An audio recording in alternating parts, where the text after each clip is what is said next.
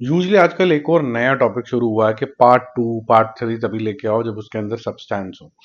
तो जो नई मूवी आई है नेटफ्लिक्स के ऊपर आई है, जिसके अंदर जटिल यादव साहब थे, पुलिस इंस्पेक्टर थे, जटिल ही इंसान थे, केस सॉल्व करे मानेंगे नहीं, नवाजुद्दीन सिद्दीकी, उनके साथ है रेवती जो कि फोरेंसिक के अंदर है।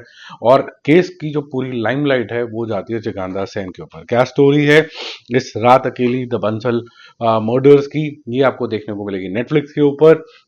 तो पहला वाला जो वर्जन था उसके अंदर आपने ठीक ठाक तरीके से देखा था कैसे केस सॉल्व होता है, और डिटर्मिनेशन, थोड़ा सा सटकेलपन ऑफ, नॉट टू से कि बहुत लाउड तरीके का कैरेक्टर था नवाजुद्दीन सिद्दीकी का। और यहाँ पर भी आपको ठहराव वाली एक्टिंग दिखती है। ये नहीं है कि पुलिस इंस्पेक्टर है तो मतलब चुलबुल पांडे ही बन जाएगा जाके।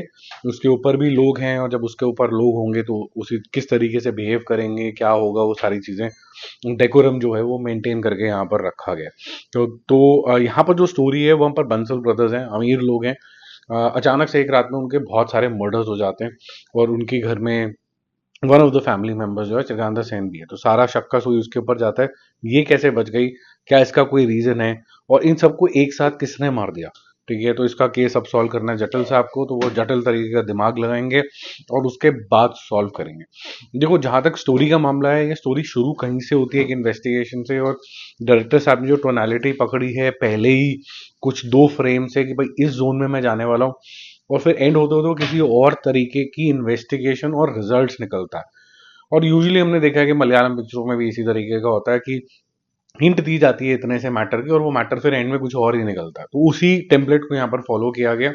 बट क्या ही कनेक्ट करता है लोगों से कि नहीं करता है, क्योंकि यहाँ पर सिर्फ दो तीन कैरेक्टर हैं जिसके आसपास मूवी घूमती रहती है। रजत रजत कपूर भी हैं इसके अंदर, जो कि इसके सीनियर दिखाए हैं जटिल के। ये आपके साथ बहुत ज्यादा कनेक्ट नहीं कर पाती, क्योंकि एंड में जो मुद्दा दिखाया गया है कि इसकी वजह से ये केस हुआ, वो फ्लैश ऑफ अ सेकंड के अंदर चला जाता है।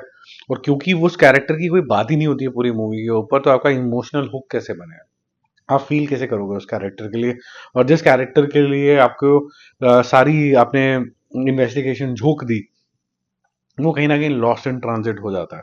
और जिस तरीके का नरेटिव स्टाइल रखा गया है स्टार्टिंग के अंदर, तो आपको काफी मिस्टीरियस सी चीज, क्रोज वगैरह ये सारी चीजें दिखती हैं, मरे हुए चीजें और ये सब चीजें दिखती हैं। But at the end of it जब आप उसका इन्वेस्टिगेशन देखते हो, आपको ऐसा लगता है कोई भी सीन कहीं पर भी स्टेज्ड है, बहुत सीमलेस तरीके से नहीं चलती। और कुछ ऐसे जार्गन्स भी बीच में शेल कंपनीज और ये रैंडमली यूज हो जाते हैं और कुछ जो गुरुज होते हैं उनको भी रैंडमली यूज कर लिया गया है यहाँ पर, जिससे कनेक्शन बैठ नहीं पा रहा है, जिसकी वजह से मेरा मूवी शूवी स्कोर इसके लिए रहेगा आई थिंक 2.5 आउट ऑफ 5।